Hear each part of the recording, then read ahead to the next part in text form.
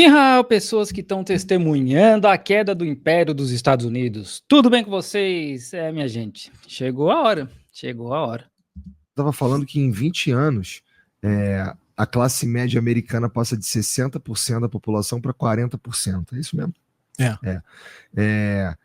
Olhando, se a gente pensar em mais 20 anos, isso tende a diminuir, cara? Não. Não, do jeito que eles estão conduzindo, não. Tende diminuir, tende a piorar, aumentar a pobreza. Piorar.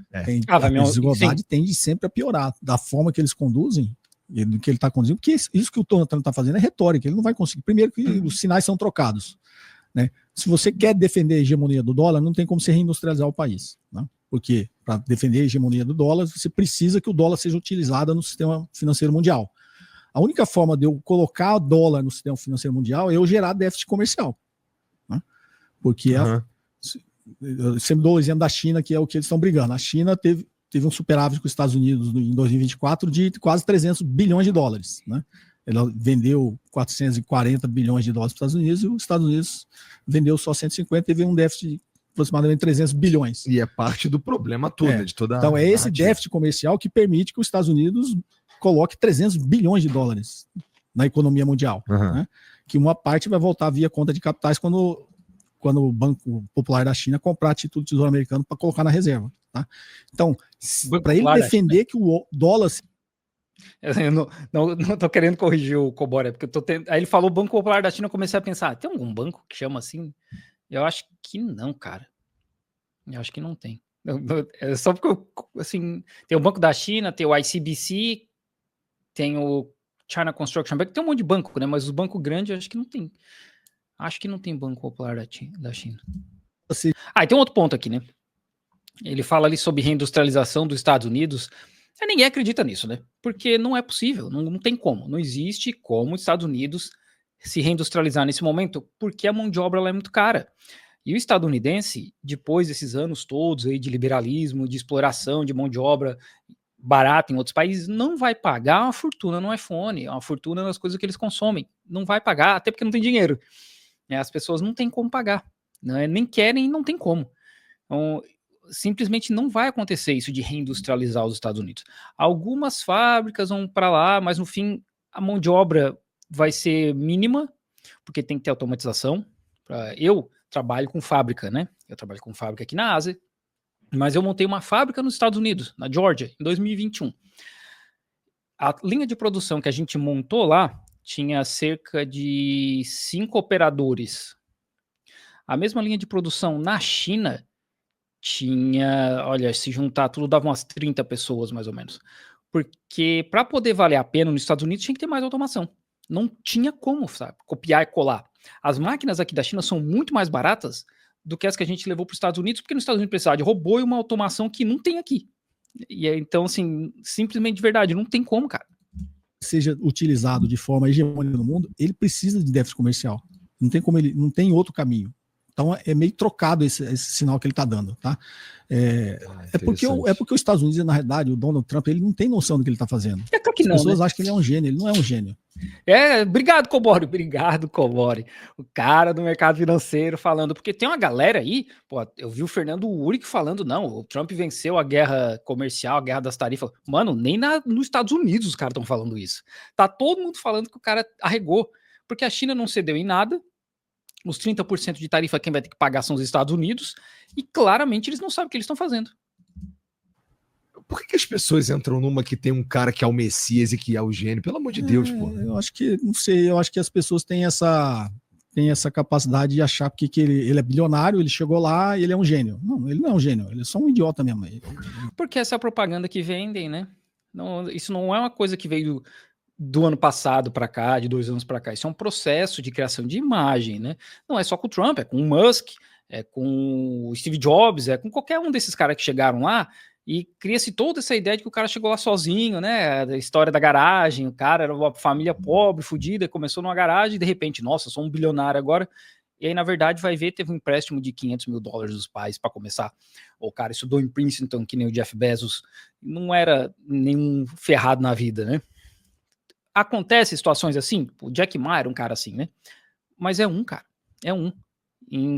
1,4 bilhão de pessoas na China, sabe? Tem quantos multibilionários igual o Jack Ma na China? Meia dúzia, sabe? Se a gente for comparar com a população do país. Então é a mesma coisa. Donald Trump, entendeu? Ele não, É um genialidade não tem nenhuma, porque Não tem, tudo cara. que ele faz, você vê que é trocado. Só que ele é um cara midiático, ele é um cara da mídia, né? Ele ficou famoso apresentando o Aprendiz, Aham. né? Está demitido, né? Aham. Ele ficou famoso na mídia sendo grosseiro com os outros, né? É o que ele é. A pessoa dele é isso. Ele é um cara midiático e grosseiro. Como é que um cara, Será que ele não tem uns caras em volta ali pra dar uns toques, umas dicas, que nem o Xi Jinping tem? no segundo mandato dele, Tem, claro que tem. ele se Claro que garantiu tem. de se cercar de um outro bando de idiota e puxa saco, né? Aí fica mais complicado ainda. O cara, ele teve a capacidade de colocar o secretário de defesa dos Estados Unidos, sabe quem é, né? O Pete Hegseth. Aham. É um cara que era apresentador da Fox News, Uhum. escreveu um livro que chama American Crusade, que é a Cruzada Americana, e no livro dele ele fala que eles têm que empreender uma guerra santa contra a China.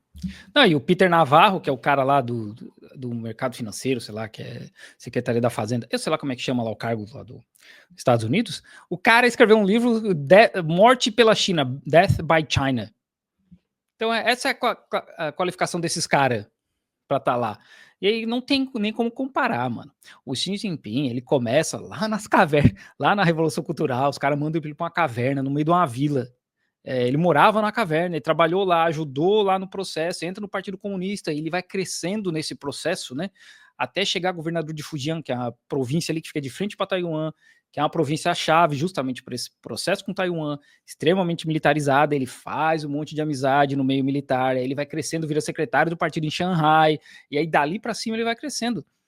Ele não era um cara aleatório qualquer, que um dia eles falaram, nossa, vamos votar no Xi Jinping, porque talvez ele... Não, sabe, não tem como.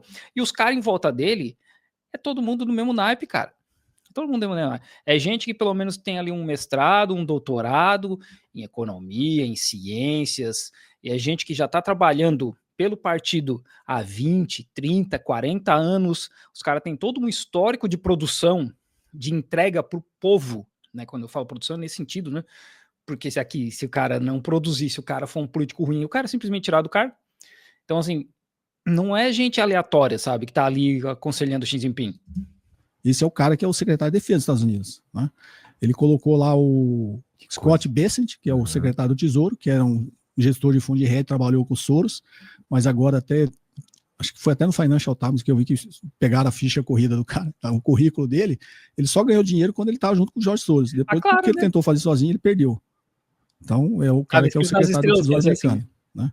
O outro lá, o Stephen Miran, que também é um assessor econômico dele, todas as palestras que você vê que o cara faz, ele está falando sempre como se fosse uma seita, que eles têm que combater a China, que a China é o inimigo. Uma coisa que eu queria entender, que sempre que você vê um americano falando assim, a gente tem que combater o inimigo, por que eles veem os outros países como inimigo? Por que não pode ser parceiro? Por que tem que ser inimigo? Por quê? Você não vê. Por quê? Vocês que acompanham o canal há mais tempo aqui, vocês já sabem. Por quê? Vocês deixem nos comentários. Por quê? Porque os Estados Unidos, vou falar aqui, né? Porque os Estados Unidos precisam ter um inimigo. Os Estados Unidos é um país focado em indústria bélica. Eles têm um complexo militar industrial muito grande. As 3 maiores empresas armamentistas do mundo, a Boeing, a Raytheon, a Lockheed Martin, são dos Estados Unidos, que empregam muita gente e que dá muito dinheiro. Então, os Estados Unidos, eles estão em guerra em mais ou menos 96% da história do país, cara. Sempre em guerra, sempre, uma atrás da outra, uma atrás da outra. E é porque a ideia é o 1984. Já viu o filme, já leu o livro? Então, esses são os Estados Unidos, cara. A gente estava em guerra. Olha como é a realidade do 1984 nos Estados Unidos. O Trump recebeu aquele cara que agora é o presidente da Síria, né? Que até um ano atrás o cara estava na lista dos mais procurados, porque o cara tinha conexão com a Al-Qaeda, se eu não me engano, e tinha prêmio pela cabeça do cara. Tá? Sabe, no 1984, a gente está em guerra com a Lestásia, agora a gente está em guerra com a Eurásia. A gente nunca teve em guerra com a Eurásia, a gente sempre teve guerra com a Lestásia. É a mesma coisa, mesma coisa. Esse cara era um terrorista procurado, não sei o quê, botaram o prêmio na cabeça do cara. Não, mas o cara é gente boa. O Trump ainda fala, não, pô, o passado dele, né, muito forte e tal. O passado dele era um passado de terrorista. E é isso. É uma guerra atrás da outra para ficar alimentando esse sentimento de que a gente, né, eles são o povo escolhido, porque é assim que eles pensam, a política deles externa é dessa forma, o povo escolhido por Deus para levar a democracia, para levar a liberdade, através da arma, né, através do poder bélico. E aí, com esse poder bélico, eles roubam e pilham um monte de países, né? Um monte de países. A primeira base militar que eles constroem na Arábia Saudita, que o pai do Bin Laden constrói na Arábia Saudita, era para proteger a exploração de petróleo quando eles acharam o petróleo na Arábia Saudita. E é para isso que eles fazem até hoje, né? Para roubar petróleo da Síria, para roubar petróleo do Irã, dos navios do Irã que estão no mar, e assim sucessivamente, né, cara? Ver a China falando, os Estados Unidos é nosso inimigo. Não, a gente só quer fazer negócio e ser um negócio justo. Né? Você pega lá qual que é o outro? O vice-presidente, o J.D. Vance, é um cara patrocinado por um think tank americano ultra conservador que também prega que tem que destruir os inimigos. Tanto que você vê que o discurso dele é ridículo, né? Como é que o Donald, a gente pode achar que o cara é um gênio, um cara que vai num discurso oficial e fala que os seus aliados estão beijando o seu traseiro? Foi o Trump, que ele falou publicamente. Como é que pode levar um cara desse a sério e achar que ele é um gênio? É só um idiota mesmo, o Donald Trump. Então, assim... Para ver como os Estados Unidos são, né, cara? Eles fazem guerras, como Iraque, Afeganistão e etc. Aí depois eles fazem filmes para contar, olha que triste o nosso soldado que foi lá matar afegão. A A24 fez um filme, né, Warfare, eu não sei, acho que é Tempo de Guerra em português, que mostra uma situação, acho que no Iraque, né, putz, agora não sei se no Iraque ou no Afeganistão, mas quem viu aquele do Ridley Scott, Falcão Negro em Perigo, o filme é muito bom, mas são os Estados Unidos invadindo a Somália, né, cara? No fim é isso aí, né, é uma peça de propaganda gigantesca, é os caras fazendo guerra, matando pessoas desses países e depois fazendo filmes mostrando, olha que triste, os nossos soldados morrendo pela liberdade nesses países, e aí eles dão prêmio para esses filmes, lembrando que todos os filmes que mostrem as Forças Armadas, que usem tanque de guerra, que usem qualquer coisa das Forças Armadas, o roteiro tem que ser aprovado pelo governo, e isso quer dizer que eles vão censurar muita coisa ou mudar muita coisa, né? Mas aí tudo bem, né? É pela liberdade e democracia. Esses sinais que ele dá é trocado. Não tem como você defender a hegemonia do dólar se você não tiver déficit comercial. Na realidade, o que os Estados Unidos fez ao longo da história, que você nota, na reconstrução do pós-guerra, os Estados Unidos sabia que ele precisava ter algum tipo de déficit comercial, ele tinha que transferir uma parte do superávit dele, principalmente para o Japão e para a Alemanha, para reconstruir aqueles países. Não só porque ele era bonzinho, porque ele precisa... Porque não era bonzinho, nunca foi. Para ter mercado. Né? Nunca foi. Então, ao longo do tempo, ele notou... A reconstrução do Japão, em parte, passa pelo anticomunismo, por causa da União Soviética. Claro que tem todo o interesse em financiar o Japão, em colonizar o Japão, mas também tem o anticomunismo, para fortalecer o Japão. Tanto é que antes da Segunda Guerra Mundial, quando o Japão começa a se engraçar aqui na China, os Estados Unidos e a Europa, eles meio que deixam, porque eles pensam, vamos deixar esses caras se estranhar com os soviéticos. Não é muito diferente da estratégia que eles pensaram pro Hitler, né? Vamos deixar o Hitler crescer, que eu sei que esse cara vai se matar lá com a União Soviética e depois a gente, se precisar, a gente luta com quem sobrar. Notou que ele precisava fazer isso. Quando, resumidamente falando, final ali já de Bretton Woods 71, ele notou que ele tinha... Isso não estava sendo muito bom. Ele precisava reequilibrar, mudar a regra do jogo. Porque o Japão ia ultrapassar, a Alemanha já era uma potência econômica, o Império Britânico, o Reino Unido estava se dando bem nesse acordo de Bretton Woods. Eles não queriam que, né? Até porque era o Império anterior, o Império Americano era o Império Britânico. Eles sabiam que isso podia dar errado. Eles foram lá e mudaram a regra do jogo. Né? Só que aí, para prejudicar o Japão e prejudicar a Europa, o que ele fez? Ele pegou a parte desse superávit e topou ter déficit com a China. Os Estados Unidos tentou usar a China primeiro para minar a Rússia, afastar 70, a China da Rússia, que é o que ele estava querendo fazer agora, o inverso, estava indo na Rússia para tentar afastar a Rússia da China.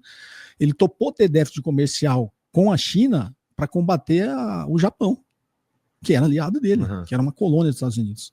Então todos esses movimentos que os Estados Unidos faz é manipulando o mundo todo a seu favor. Tá? Só que não é a favor do povo americano, é a favor das elites americanas. E tudo isso que ele faz, ele está concentrando renda na classe dominante americana. Quem está do lado dele aparecendo, fazendo toda essa papagaiada que ele está fazendo é os caras das Big Tech, é o Elon Musk, né? Agora é o Tim Cook lá da Apple, que aparece do lado dele e que está influenciando e que já está gerando uma certa revolta na sociedade americana. É o Musk, o Peter Thiel. O Peter Thiel é um dos caras lá do PayPal, a tal da gangue do PayPal, que estava lá com o Elon Musk na época, né? Que estudava numa escola na África do Sul, que os caras comemoravam o aniversário do Hitler, faziam saudação nazista. Peter Thiel e o Musk estão por trás dessa história aí dos sul-africanos refugiados porque tem perseguição contra brancos na África do Sul. Ele é um dos caras, né, que lá da empresa Palantir, que estão aí manipulando o governo dos Estados Unidos por trás, cara. E tu acha que existe um risco ali em, sei lá, 10, 15 anos de os caras começar a ter uma revolução, uma convulsão social? Tomara! Eu acredito que esse risco a gente não pode descartar, porque a sociedade americana é extremamente armada, né? Uhum. Então, se tem uma sociedade capaz de fazer uma revolução, é a sociedade americana. Os caras, qualquer um pode ter um fuzil dentro de casa, né?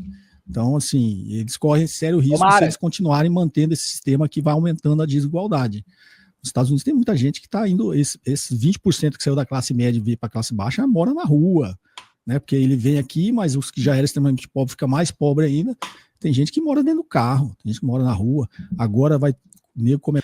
Tem uma porcentagem, que eu não me recordo agora, de pessoas que moram nas ruas e tem emprego, mas o emprego não paga o suficiente para a pessoa bancar um aluguel, principalmente em estados muito caros como a Califórnia, né?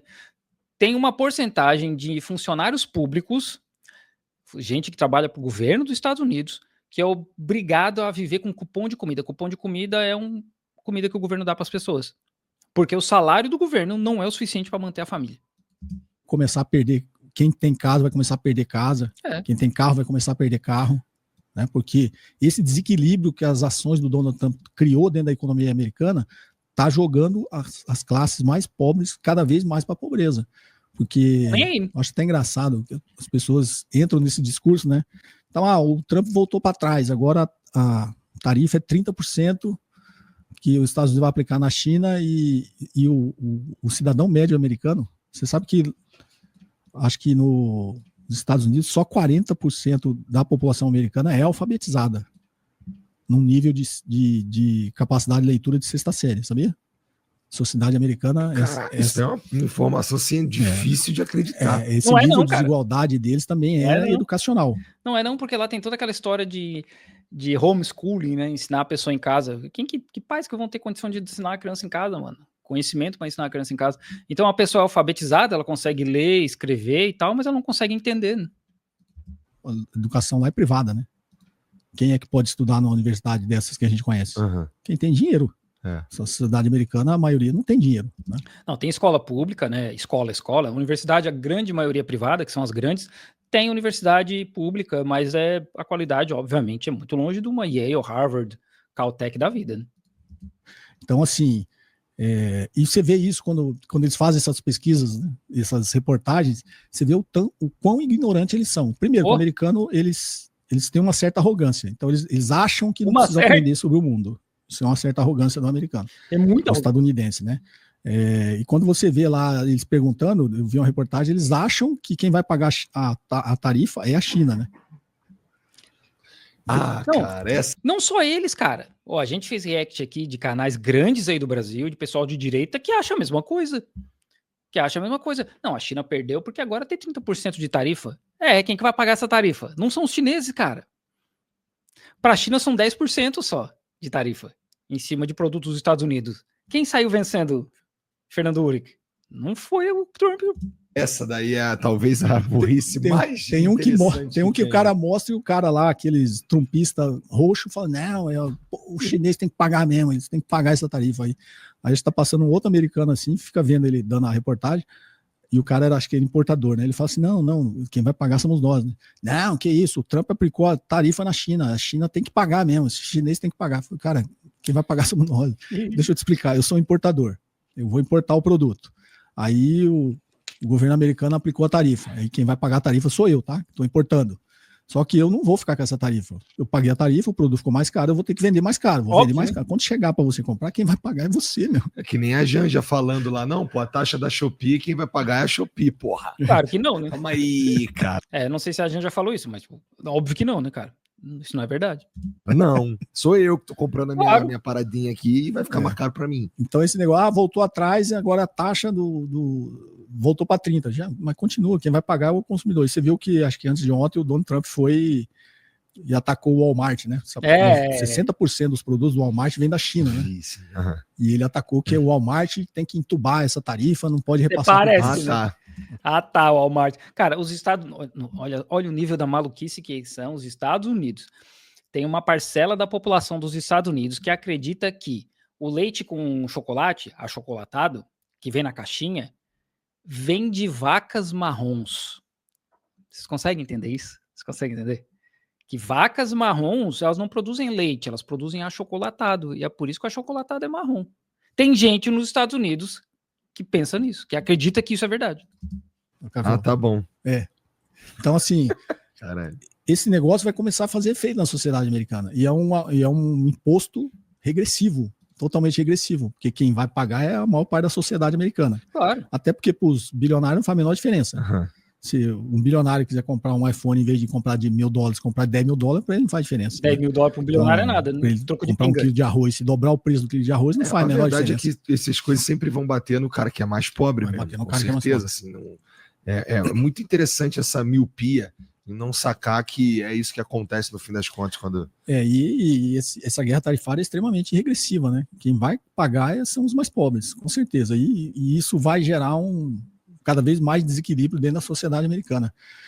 Tudo isso porque a classe dominante, as elites, não estão dispostas a distribuir a riqueza que eles acumulam. Comunismo! Porque toda a riqueza que é acumulada através dos ganhos de produtividade, Comunismo! deles estarem na fronteira tecnológica, está ficando tudo lá. Uma parte, como eles transferiram a indústria, está indo para outros países, mais Cobore comunista! mal remunerada do que se fosse nos Estados Unidos, mas está indo para outro país. Toda essa classe ali de operários do meio oeste americano, do setor de serviços, né, que está com salário estagnado há 40 anos, é um fruto dessa concentração de riqueza e dessa estratégia dos Estados Unidos de explorar mão de obra barata em outros países, né? Então, eu sempre falo às pessoas, é difícil de entender, né? O problema dos Estados Unidos é os Estados Unidos. É como eles conduzem a política deles dentro dos Estados Unidos, né? Se fosse uma sociedade que conseguisse distribuir melhor a riqueza, eles não teriam tanto problema como eles têm aí. Então, esse é um grande problema que eu acho que...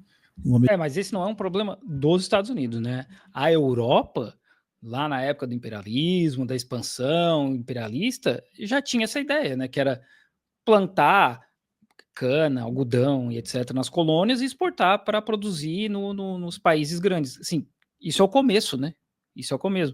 Depois, com o tempo, quando a gente chega no século XX com um nível de industrialização maior, começa essa divisão internacional do trabalho, onde os países pobres é que trabalham mesmo, né, que faz o trabalho pesado, e o resto fica a cargo das potências grandes, que são os países europeus e os Estados Unidos. Não é só os Estados Unidos, né? Muito país faz isso. Dependendo até o Brasil, dependendo do produto.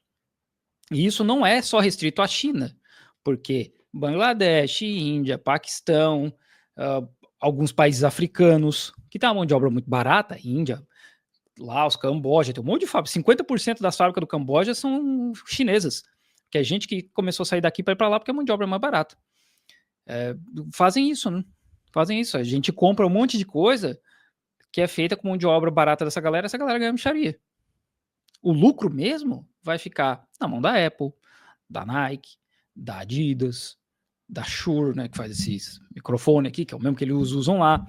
Não vai ficar na mão dos trabalhadores de Bangladesh. O americano, de cima da sua arrogância, vai ter que chegar a essa conclusão. Entendeu? E aí tem realmente esse risco que você falou de uma convulsão social, eu acho que a gente não pode descartar, não. Se eles continuarem aumentando a desigualdade dentro dos Estados Unidos, uma hora gera uma revolta. Né? O Luiz Santos mandou aqui, ó. Cobori, sobre o modelo econômico em que existe a renda mínima para a população, a China anunciou recentemente que pretende implementar essa iniciativa. Isso pode ser lido como um novo modelo de sociedade? Na verdade, isso pode ser lido como uma fake news, porque assim, eu não vi isso aí em lugar nenhum, tá? Eu só tô vendo isso aí circular num perfil bem duvidoso de Twitter, e aí a galera começa a replicar no Brasil, porque no fim a galera só quer ser o primeiro, e o pessoal não tá interessado em saber se é verdade ou não, mas aqui na China, o pessoal que fala realmente de China, o pessoal que estuda a China, 0 pessoas falando disso, tá? Eu não vi nenhum anúncio oficial da China falar em renda básica universal. Um monte de gente vem me perguntar, e eu não sei de nada disso aí, tá? Isso aí, pra mim, é só fake news do Twitter. O Brasil tem capacidade para tal? Capacidade, eu acho que não temos condições econômicas no momento, né? Na China. Voltando, interessante essa pergunta, porque o modelo chinês, aquilo que eu falei, inclusive está no livro. Para a China eu fazer isso aí, eles vão ter que expropriar muito bilionário, irmão. Não tem. Hoje, do jeito que tá, não tem como, cara. A China elimina a pobreza extrema, acho que ali em 2019, 2020, mas a pobreza ainda existe, né? Não é a pobreza extrema, mas ainda tá uma pobreza. Tem uma parte da população da China muito grande que ganha R$1.000 por mês, que vive com R$1.000 por mês. Então, assim, tem que expropriar muito bilionário. Tem que forçar esses bilionários gigantescos aí e falar o seguinte, meu irmão, tu não precisa de 50 bilhões de dólares, 20 bilhões de dólares para viver. Fica com um aí, o resto é nosso. O resto nós vamos distribuir. Aí sim, aí pode ser que aconteça, mas se não... No livro do Elias, né? Quando ele fala que os macro setores produtivos que conseguem ter produtividade, ter maiores retornos e acumular mais riqueza, em algum momento ele tem que financiar os macro setores improdutivos que não gera retorno. Ou, inclusive, negócios que geram baixos retornos, né? E com isso, nesses macro setores, você tem a tendência da renda desses trabalhadores que trabalham nesses macro setores ser menor. Os improdutivos, além de saúde, educação, o que mais que tem ali? Trem-bala? Indústria low-tech. A China já está... Trem-bala. O metrô, tem muita linha de trem-bala na China que não é lucrativa, em termos financeiros, né? Porque o ponto é que nem os Correios. No fim, os Correios no Brasil são lucrativos, né? Mas a ideia é atender todo mundo. No fim, tanto faz se vai gerar lucro ou não, porque essa não é a ideia. A ideia é que todo mundo tenha trem-bala. Então, trem-bala na China. O Ideias Radicais tem um vídeo de não sei quantos anos atrás dizendo que o trem-bala que vai quebrar a China, inclusive.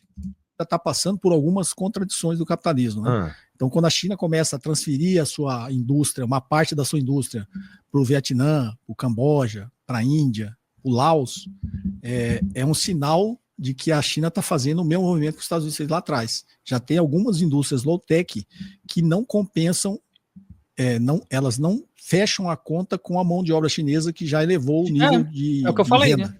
Então ela começa a transferir para outros setores. O que é esse low-tech que ele está falando? É tênis, camiseta, vestuário de modo geral, né? Que exige uma mão de obra, uma quantidade de mão de obra, de horas de mão de obra grande, porque ainda não tem robô que faça tênis, camiseta, né? Os robôs não conseguem lidar com o tecido ainda. Então é muito nesse sentido, né? Porque coisa que a automação faz é só eliminar o operador e botar automação. É assim que as empresas pensam, né? Eu trabalhava numa fábrica multinacional e a ideia era essa. A ideia era assim, a gente tinha um tanto de porcento que a gente tinha que melhorar todo ano. Por exemplo, o ano passado era 4% de produtividade que a gente ia ganhar. Só que essa produtividade, o jeito mais fácil de atingir isso aí era quantas pessoas a gente tem que tirar e substituir por sistema automático. Era o jeito mais fácil, né? Nessa fábrica, existia um pessoal da gestão ali, que é o CEO da fábrica, a diretora de RH, que são as pessoas muito boas, muito boas. Então o foco não era esse. O foco era como é que a gente consegue melhorar sem tirar ninguém. Foi sempre assim. Claro que chegava um momento que não tinha como, né? Porque alguns processos a gente, com o tempo, ia ter que automatizar de um jeito ou de outro. Mas a ideia era sempre essa. Como é que a gente consegue melhorar os processos sem tirar ninguém? Era bem interessante. Mas, de modo geral, as empresas não estão nem aí.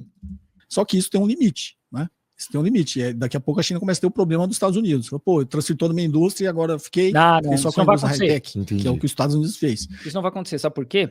A Shein, nessa história aí de tarifas, a Shein ameaçou tirar um monte de empresa, que eles são daqui, né? A Shein não, né? Mas boa parte dos fornecedores da Shein é daqui de Guangzhou. E o governo da China falou, negativo, vocês não vão sair daqui não. Então eu acho que em algum momento essa indústria low-tech, ela vai ter que ficar dentro do país mesmo não sendo tão competitiva. E o que vai suprir essa renda desse macro setor improdutivo vai ser o macro setor produtivo. Então, de alguma forma, é uma certa forma de transferir renda isso aí.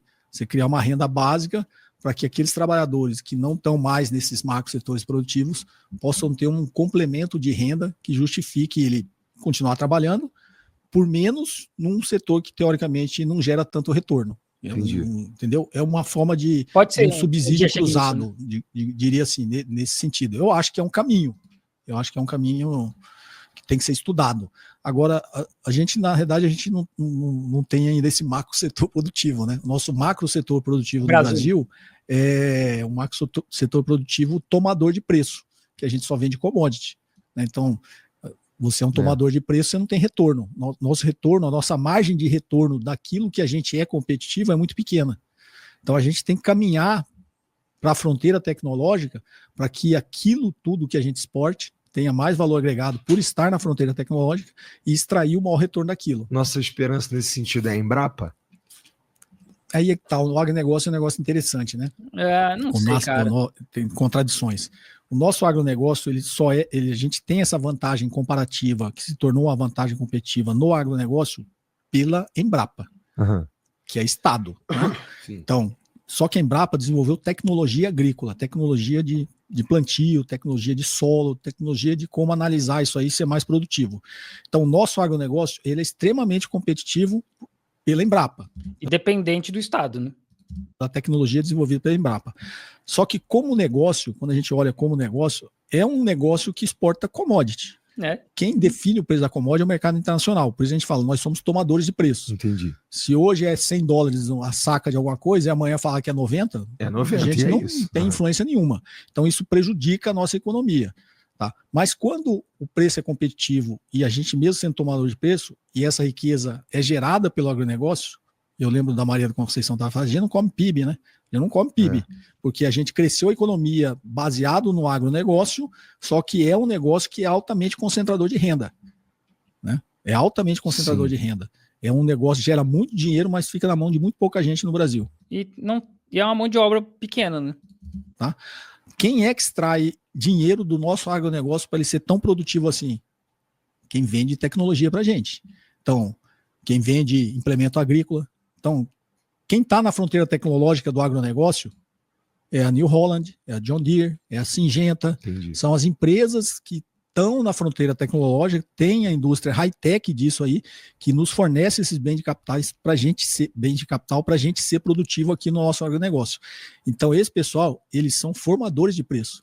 Nós somos tomadores de preço no agronegócio e eles são formadores de preço. Então, a grande margem do negócio, da produtividade, dos melhores salários, das melhores qualificações e da maior margem de lucro, quem extrai são eles.